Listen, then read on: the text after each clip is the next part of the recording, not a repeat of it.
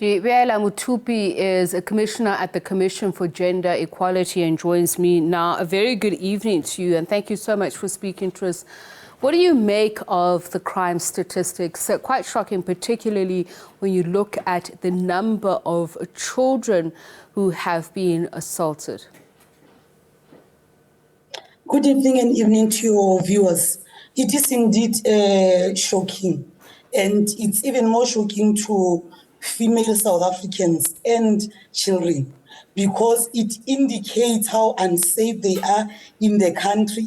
It indicates their vulnerability towards those who prey on them. And it also shows that there is something that as a country we have not done or we are not doing in terms of ensuring that we address gender-based violence and root it out from our communities. I find it very interesting that we're being told that the comparative figure, when one looks at the same period in 2021, that these figures are considered much higher because then we were during lockdown. But I remember at the onset of COVID-19, we were told that the number of people who experienced domestic violence or assault during COVID-19 actually increased dramatically as well. So what are we to understand by this statement? I want to believe that by the time they were looking at stats for after COVID or during the lockdown for COVID-19, it was looking mainly on domestic violence. In other words, it would have been reports on the violation of women's rights and children's rights, which take place in their homes. And the current stats, I want to believe that it is the stat that includes even violations that takes place within the communities and outside of their homes. But I must say, even though I make that assumption, I must say that we've raised a concern over time as the Commission for Gender Equality that our stats sometimes are not an indication or clearly indicating the actual situation on the ground, or sometimes we get the statistics that do not reflect exactly what is happening. And are we also accepting that with these cases, though the number is alarming, that quite a lot of these types of crimes go unreported in South Africa? Yes, there are a number of cases that go unreported. When we visited TCCs throughout the country, we learned that there are women who are raped who would prefer to go directly to the TCCs for a number of reasons known to them, and so that they can get assistance. And they would never report the matter to the police, which therefore indicates to us that if we get this, it means there are more women out there who have been raped during that period who did not come out and lay charges, because the stats would get are from SABC, and they would be informed by the number of women who went to the SAPS to lay a complaint with the SAPS. And those who did not go to the SAPS and went directly to the TCCs or their hospitals, or even decided to not do anything about it, they are not included there, which therefore means the number is or might be even higher than what we see.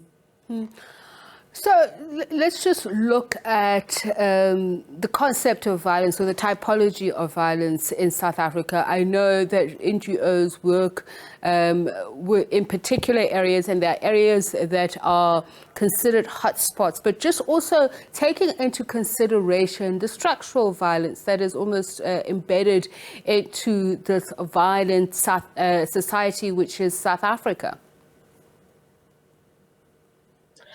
The problem is the main challenge at the moment. If you look at the trends, you would see that it's men feeling entitled to women's bodies.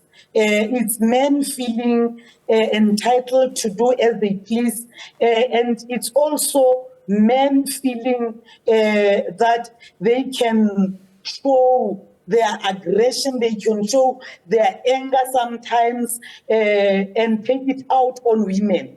And it takes us back to the kind of a society that we are. Besides just being a generally violent society, the issue of the background, the patriarchal system, which also gives men more power over women, is also contributing to this kind of violations on women. Because you would also know that beyond and besides just women being raped and women being beaten up, there is also men out there who would also make sexual remarks to women.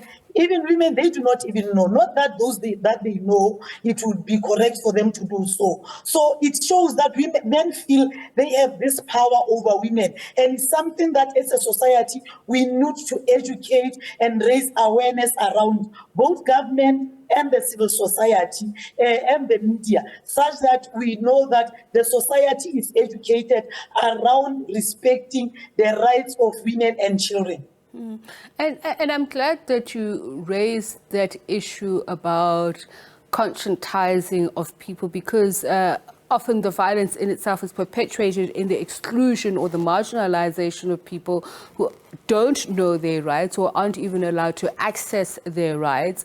And there's also the age dimension. By, the very fact that you're dealing with minors who are unable to protect themselves in families who also themselves don't have the wherewithal to protect the child, what can we do differently?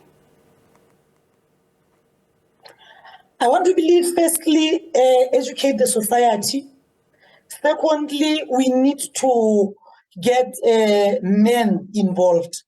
Over time, when dealing with issues of gender-based violence, only women were educated, women were told to speak up, women were made aware of the signs of gender-based violence within relationships.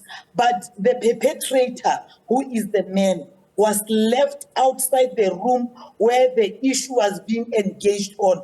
I want to believe it's about time that men also come to the table and contribute on what is it that still needs to be done.